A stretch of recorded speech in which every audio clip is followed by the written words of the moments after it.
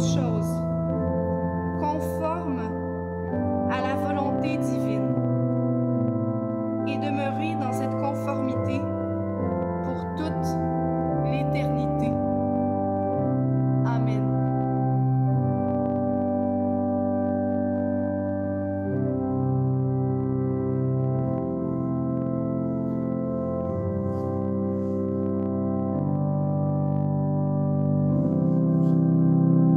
Bonjour et bienvenue à une nouvelle capsule Histoire de Saint.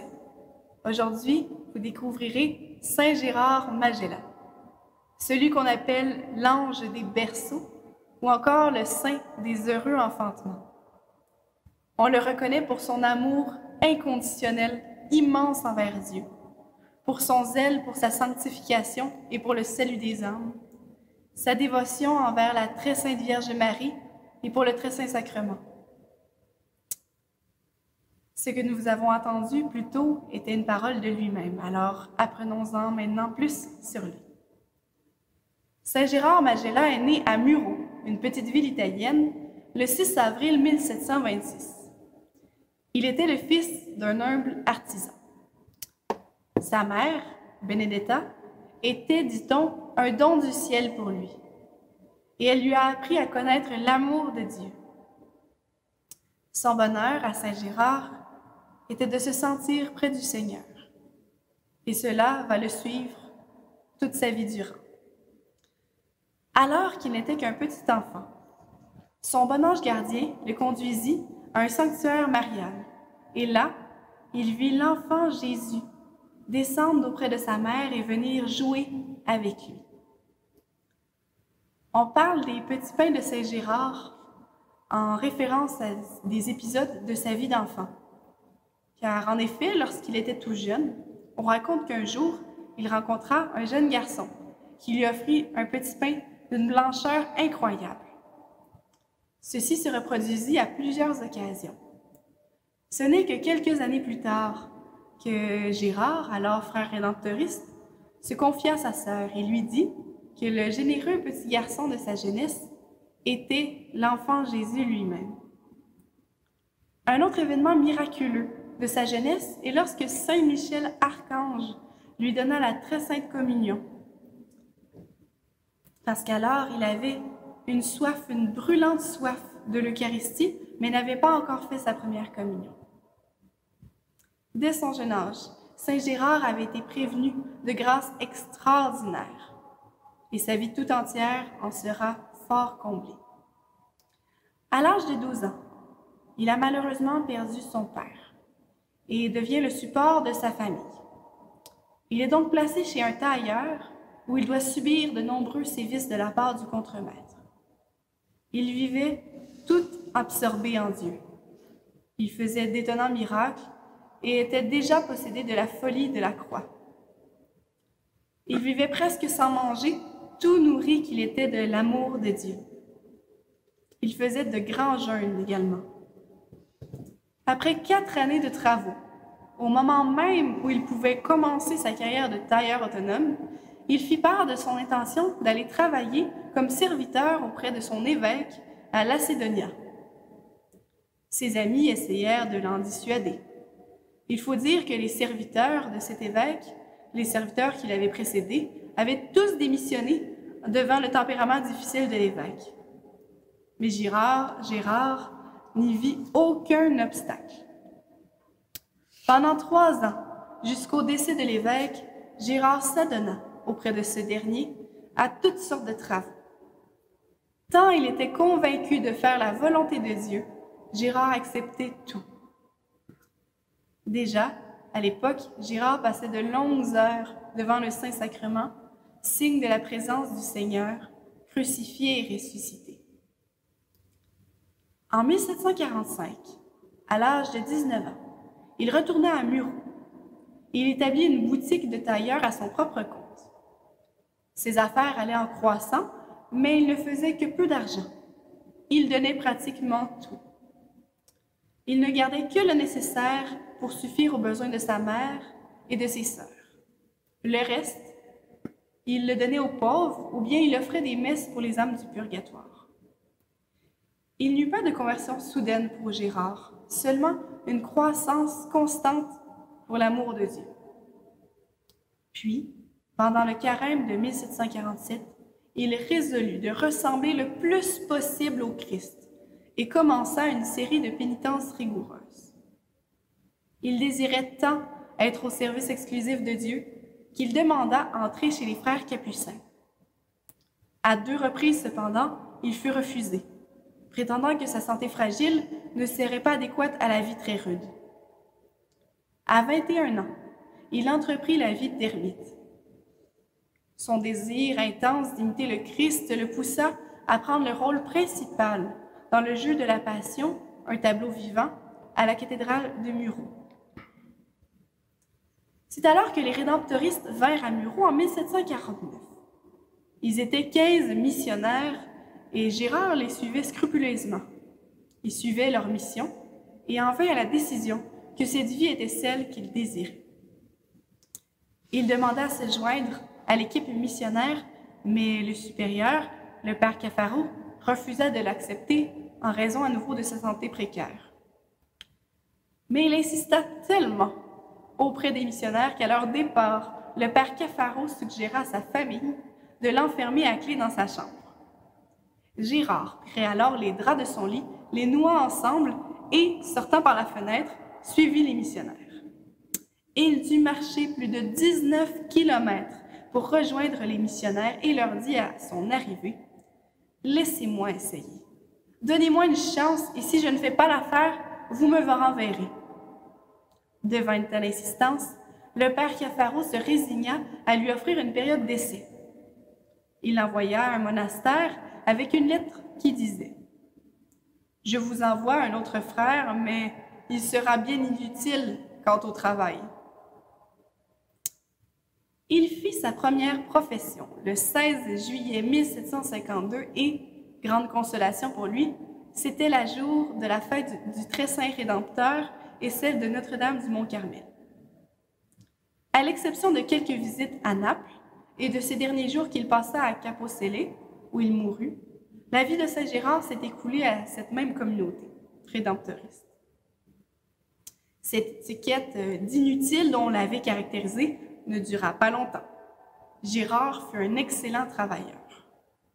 C'est ainsi que dès son noviciat, on le vit pratiquer à un degré héroïque toutes les vertus religieuses à l'âge de 23 ans. La place de sacristain qui lui fut confiée lui donna l'occasion de satisfaire sa dévotion. Un seul regard sur Jésus crucifié le faisait entrer en extase. Pas une page de sa vie qui ne soit un composé de merveilles, toutes tendant à la gloire de Dieu et motivées par une prodigieuse charité envers le prochain. Ses supérieurs en vinrent à lui défendre de faire des miracles et un jour qu'il vit un maçon tomber d'un échafaudage, il lui ordonna de s'arrêter dans sa chute en l'air pour aller demander la permission aux supérieurs de pouvoir l'aider, permission qu'il obtenut évidemment pour pouvoir le sauver. Thaumaturge pendant sa vie, il est devenu encore bien plus depuis sa mort.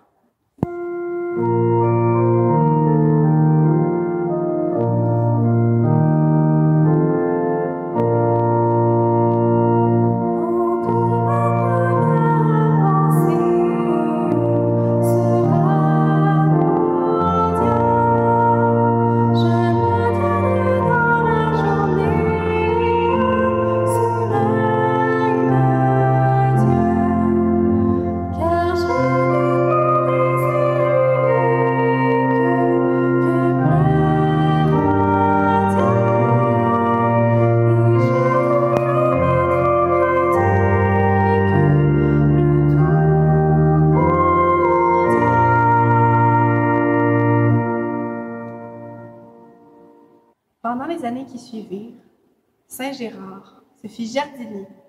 Il fut aussi sacristain, tailleur, portier, cuisinier, menuisier et commis de construction de nouveaux édifices. Il apprenait très rapidement et un jour, après avoir visité l'atelier d'un sculpteur, il devint lui-même un habile sculpteur de crucifix. Sa seule ambition était de faire en toutes choses, en tout, la volonté de Dieu. Son directeur spirituel lui demanda en 1754 de mettre par écrit quel était son plus ardent désir, et il écrivit « Beaucoup aimer Dieu, toujours être uni à lui, toujours agir pour lui plaire, aimer toutes choses pour le plaisir de Dieu, souffrir beaucoup pour Dieu, en tout faire la volonté de Dieu. » Il dit aussi, « Ô mon Dieu, quoi de meilleur pour nous sauver, quoi de meilleur pour nous rendre agréables à vous que de faire toujours et en tout votre divine volonté, que d'agir toujours parfaitement comme vous le voulez, là où vous le voulez et quand vous le voulez, toujours sur le qui-vive pour vous obéir sur le moindre signe. Ce que les anges font au ciel, nous voulons le faire aussi sur terre. Volonté de Dieu au ciel, volonté de Dieu sur terre, donc paradis au ciel et paradis sur terre.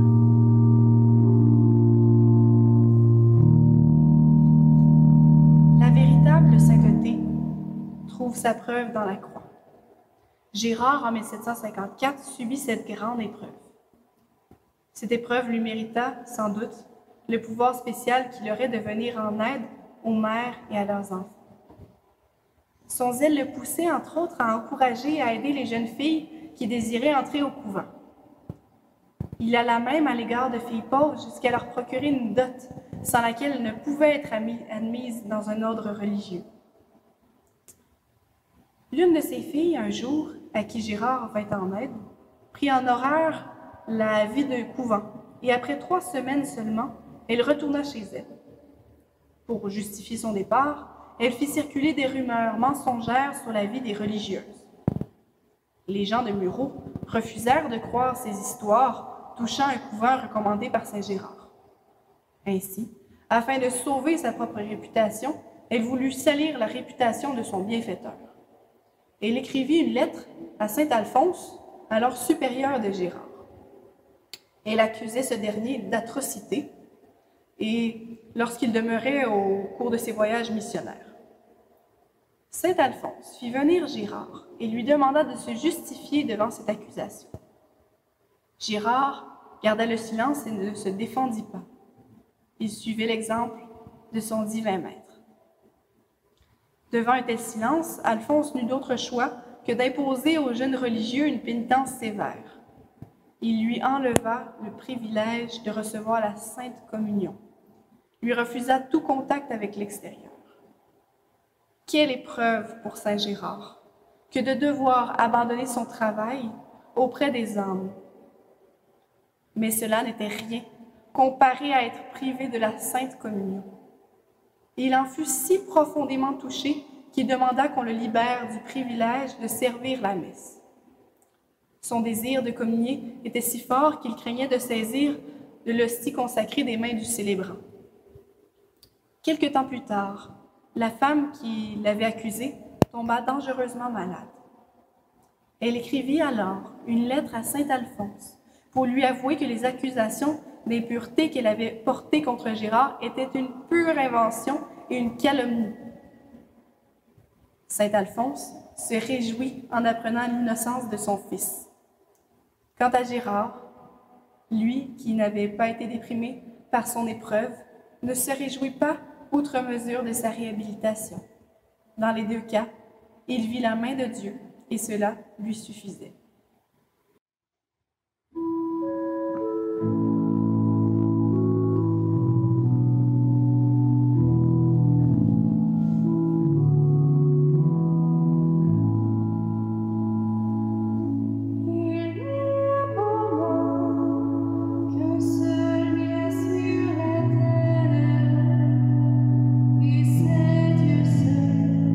Dieu seul est mon trésor.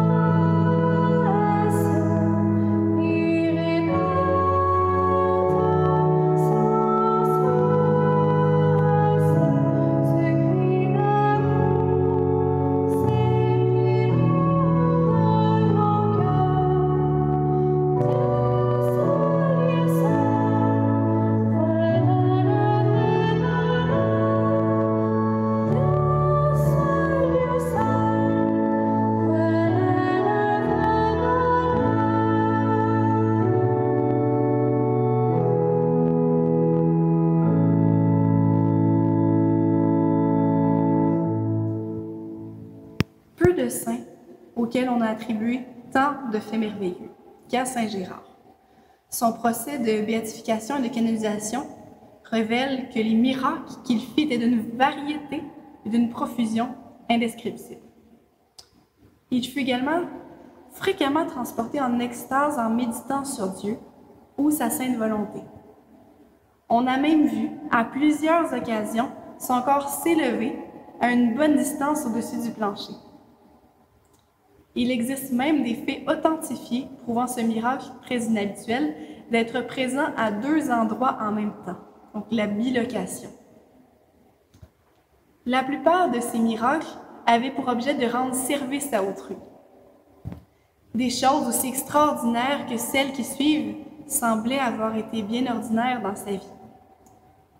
Ramener à la vie un jeune qui était tombé d'une paroi rocheuse très élevée, bénir la petite réserve de blé d'une pauvre famille, et puis qu'ils en eurent jusqu'à la prochaine récolte, multiplier le pain pour le distribuer aux pauvres, chose qui arriva à maintes reprises. Un jour même, il marcha sur l'eau pour conduire des pêcheurs en détresse jusqu'à la sécurité de la rive. Plusieurs fois, il mentionna à des gens leurs péchés cachés dans le secret de leur âme, et lui les connaissait.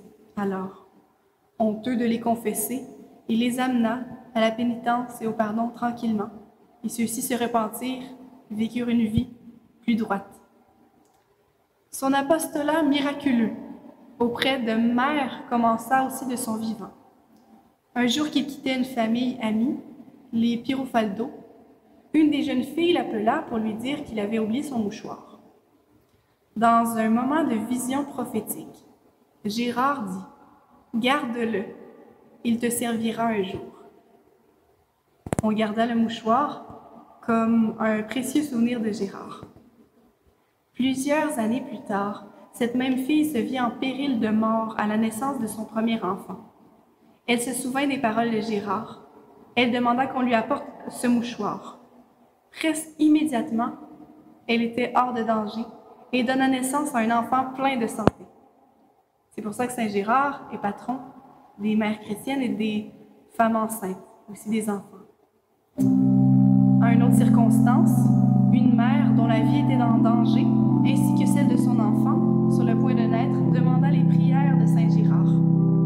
Elle et son bébé furent immédiatement sauvés. Une autre fois, les vivres se multipliaient visiblement dans les mains de notre grand saint.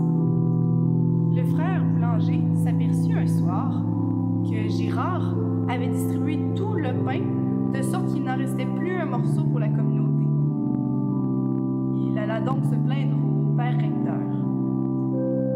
Le père, ayant fait venir le coupable, lui reprocha ses largesses intempestives vu que l'heure avancée ne permettait plus d'acheter du pain en ville. « Ne craignez rien, mon père, » répondit-il. « Le bon Dieu aura soin de nous. » Et se tournant vers le boulanger, lui dit « Non, frère, allons voir, il y en a peut-être encore. » Le boulanger, tout en assurant qu'il n'y en avait plus, va de nouveau ouvrir l'armoire. Elle était toute remplie. « Oh !» s'écrie Gérard, « que Dieu soit à jamais béni. » Et sur le champ, il s'enfuit à l'église pour remercier Dieu. L'autre frère, tout ébahi, s'adressant au père Kawan, qui était survenu, « Oh mon père !» s'écrie-t-il, « Gérard est un vrai saint. Je vous assure qu'il n'y avait plus un seul pain, et maintenant nous en trouvons une quantité. C'est Dieu qui a fait cela. » Oui, répond le recteur, c'est Dieu. Véritablement, le Seigneur joue avec le frère Gérard. Sa santé toujours fragile, il était évident que Gérard ne vivrait pas longtemps. En 1755, il fut saisi de violentes hémorragies et de dysenterie. On voyait déjà sa mort approcher. Il lui restait cependant à donner une grande leçon d'obéissance. Son directeur spirituel lui ordonna de revenir à la santé si c'était la volonté de Dieu. Immédiatement, sa maladie le quitta et, laissant son lit, il rejoint la communauté. Il savait cependant que cette guérison n'était que temporaire et qu'il n'avait plus qu'un mois à vivre. Il dut bientôt reprendre le lit. Il se prépara à mourir. Dans son abandon complet à la volonté de Dieu, il demanda qu'on place un écriteau à sa porte. Ici, on fait la volonté de Dieu, comme Dieu le veut, et aussi longtemps qu'il le veut. On l'entendit souvent répéter cette prière. Mon Dieu, je désire mourir pour me conformer à ta sainte volonté. Un peu avant minuit, le 15 octobre 1755, sa belle âme retourna à Dieu. À la mort de Gérard, le frère sacristain, tout excité, sonna la cloche comme pour une fête plutôt que de sonner pour les morts. La foule se rua pour voir le corps de leur saint et pour trouver un souvenir de celui qui les avait aidés si souvent. Après sa mort, de presque toutes les parties d'Italie, on rapporta des miracles attribués à son intercession. En 1893, le pape Léon XIII le béatifia. Il fut canonisé par le pape Pie X le 11 décembre 1904. En raison des miracles que Dieu fit en réponse aux prières des mères en Italie, il devint le saint favori des mères, comme nous l'avons dit plus tôt, et l'adoptèrent comme leur patron. Au procès de sa béatification, un témoin affirma qu'il était connu comme Il Santo dei Felici Parti, le saint des heureux enfantements. Des milliers de mères ont expérimenté le pouvoir de Saint Gérard en participant à la Ligue de Saint Gérard. Et dans plusieurs hôpitaux de par le monde, le département de maternité est dédié à celui-ci. On y distribue aux gens présents des médailles et des livrets de prière en son honneur.